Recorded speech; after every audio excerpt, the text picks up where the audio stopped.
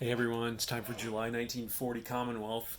Another busy turn for the Commonwealth here as they try to uh, collectively push back against Germany and Italy and the growing threat of Japan. So, um, Commonwealth had $32 to spend until Germany took away three. Or, I'm sorry, Great Britain had 32 until Germany took away three from convoy raiding. So, um, they're going to use this Canadian Aerodrome to buy a tactical bomber at a $2 discount for $9. They're going to move their medium factory in Aden Ford from stage 3 to stage 2 for $5. They're going to move their battleship forward to stage 2 for $5. And then they're going to buy two militia. Actually, they're going to buy one militia, one Colonial Infantry, and one regular infantry, all for $9, and those are all going to go in South Africa. FEC is going to buy a tactical bomber for $9, again using the Canadian plan. They're going to save $2, and then they're going to buy two infantry for Calcutta. And FEC's got a big decision to make with their Navy this turn as well. I got a crazy idea that I'm thinking about, but I don't know if I'm going to do it. Anzac's going to buy a fighter for $8 on the Canadian plan. Anzac and Canada are going to split the cost of the tech roll for the Commonwealth, and then Canada is going to buy two corvettes for $8. And the Netherlands is going to buy a Colonial Infantry for $4, a Commando for $2 that they can put on Sumatra, and then they're going to save $1 also. So let's go ahead and do the Commonwealth tech roll. And let's take that off of there. And we really want wartime economy so we can get some extra dollars for the fight against the Axis. So to start that, we need a 7 or higher. All right. They needed that. So Commonwealth is now started on wartime economy. Sweet. Combat moves, we're going to have two.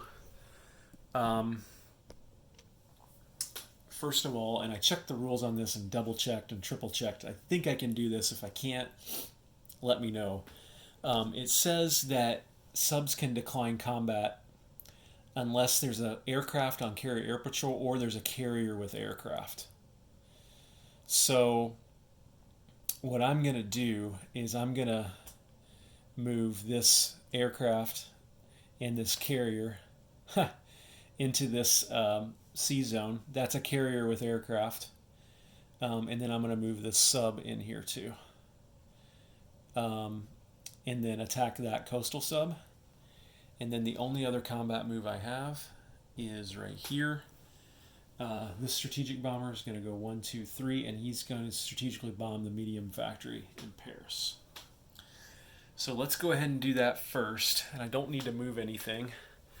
I think I know how this works. So the AAA gun of the facility works like a normal AAA gun, which is a 3 or less. One roll, 3 or less, the strategic bomber dies. It's a 9, so that's a miss.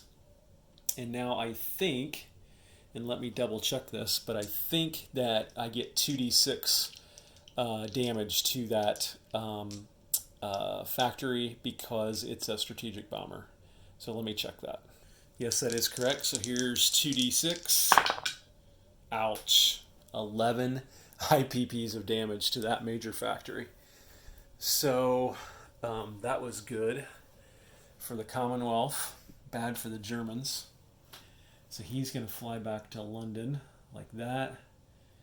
And let me take that target marker off there, and I'm going to get damage marker to put on there. So I'm grabbing a 10 and a 1. So that was pretty devastating. It cost $11 to fix that if you're Germany. So there's 10 and 1 of damage. And now this escort carrier, fighter, and normal sub against a coastal sub. Okay, so Um, we've got a sub for Britain that's going to get a first strike. We're actually going to have two first strikes. The British sub at 3 or less. Oh, there's a hit. Nice. And then the coastal sub at 2 or less misses. So there's she. That's it. There's nothing else to do. So this coastal sub is gone, and that's a pretty big deal because now there's no easy interdiction of Lend-Lease across from Canada or the U.S. to Great Britain. Okay, so non-combat moves. Here's what we're going to do on non-combat. The strategic bomber already flew back from London, or to London.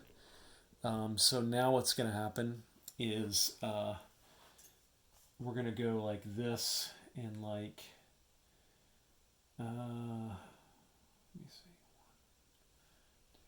Yeah. This transport's just going to go here under the protection of these ships. This guy is going to go one. He's at a naval base, so he's going to go one. Wait a minute. Yeah, 1, 2, 3, 4 down to here, and he's going to stay on escort duty like that.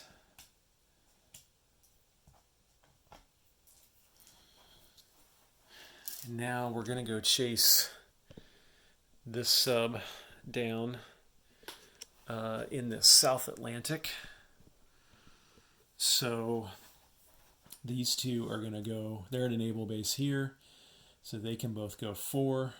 Wait, how far can escort carriers go? Let me see. They can go, yeah, from a naval base they can go 4 also. So they're going to go 1, 2, 3, 4 down to here, like this, like that. Try to chase that sub down. And then what else are we going to do here? I think that's it. Oh, this guy here is going to strategic rail move all the way over to Nova Scotia here. And then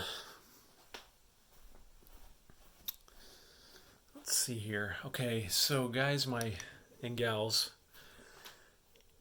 crazy idea that I'm contemplating is, I don't think I'm going to do it, but I'm kind of thinking about India, and I'm kind of talking myself out of it now. But if you were the Commonwealth, would you consider moving this Navy 1, 2, 3, 4 this turn, and then next turn, assuming they can't take out Cairo, moving it through and attacking that Navy? I kind of talking myself out of it, but it's what I was thinking about.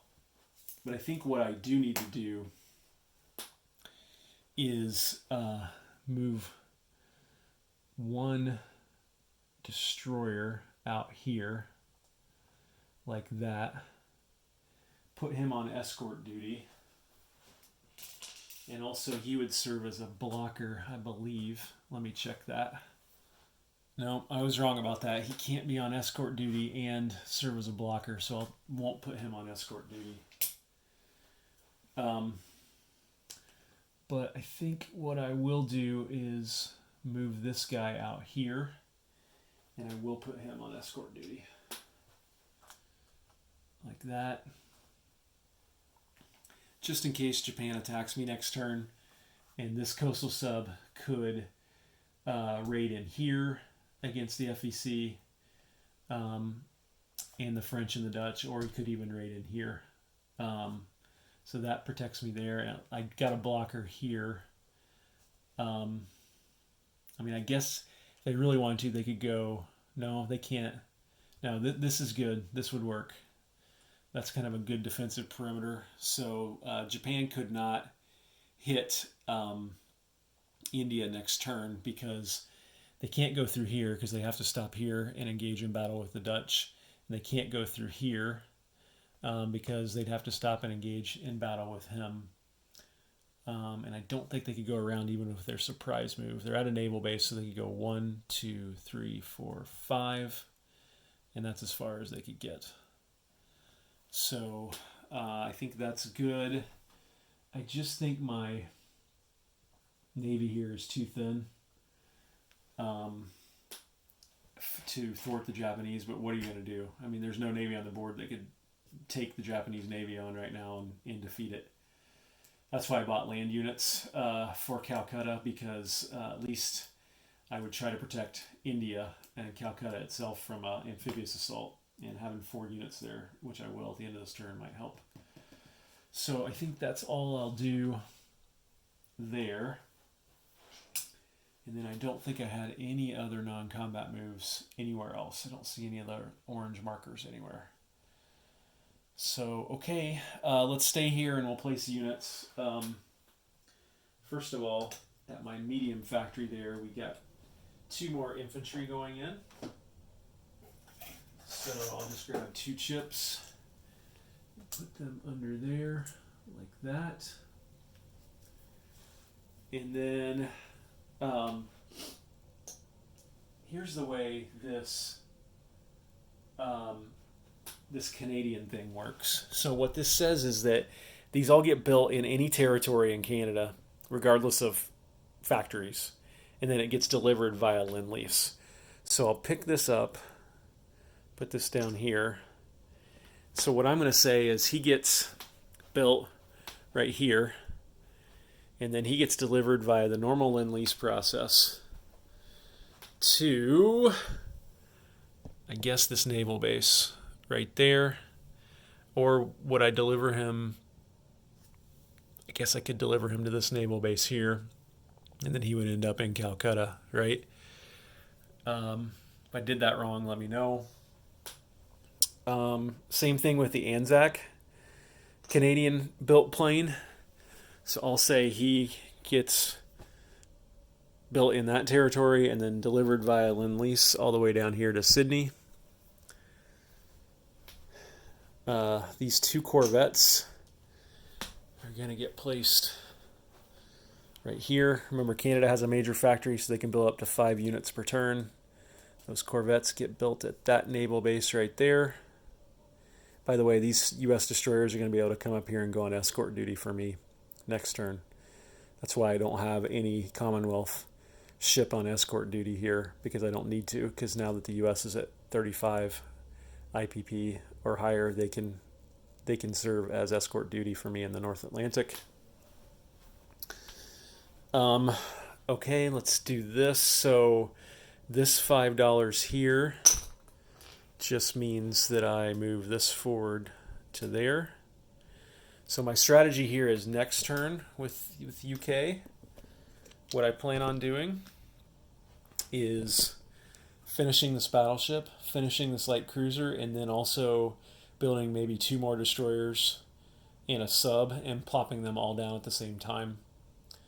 And then hopefully in a consolidated navy. That'll put me something on par. I'm a little bit ahead of the Germans now here in production. So hopefully that'll move things along for me next turn.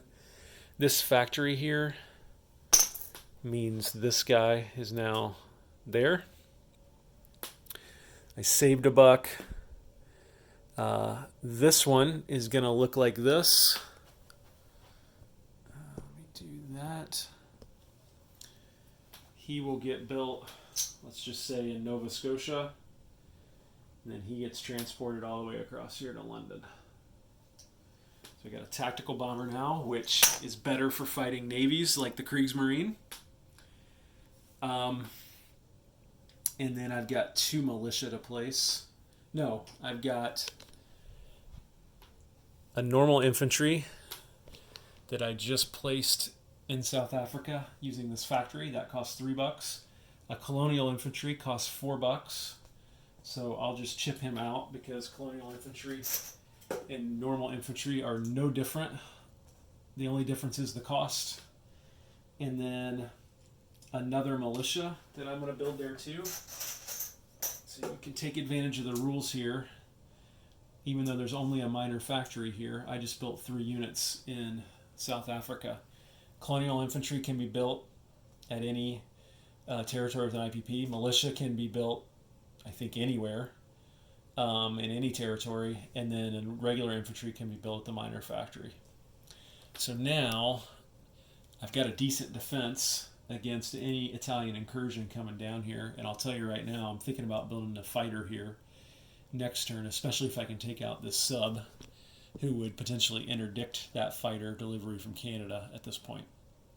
So if I take this sub out next turn, then I could build a fighter in Canada and deliver him here next turn. And then I'm at more than parity, at least from a defensive standpoint, with the Italians, at least for now. So, and then, you know what I forgot to do here? I forgot to think about any non-combat movement for the Dutch.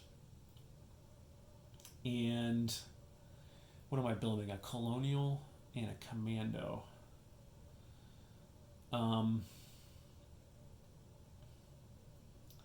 Well, the Colonial's going to go here, so I don't think I have any combat movement.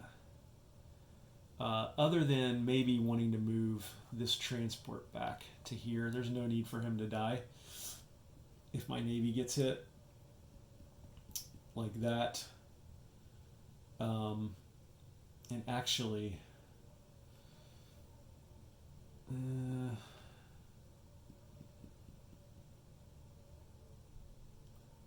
coastal only moves 1, right? I might move this coastal. I mean, it'll absorb a hit. I mean, these are going to die anyway, right?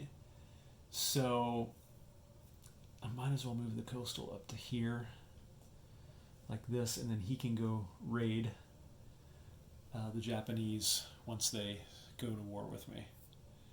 So unit placement for the Dutch, I'm going to put an infantry here, Colonial Infantry there, and I'm going to put a Commando on Sumatra right there like that.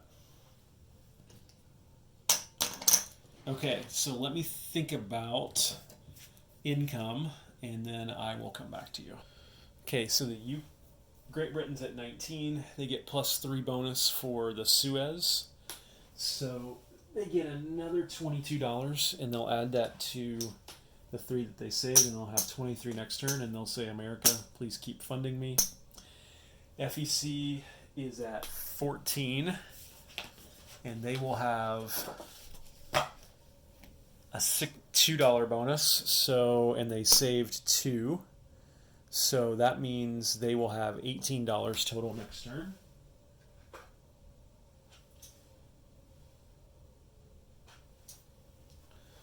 So 10, 15, 16, 17, 18. FEC, or Anzac, is at 7. And they get their bonus for no Japanese warships. So they will get $9 to spend next turn.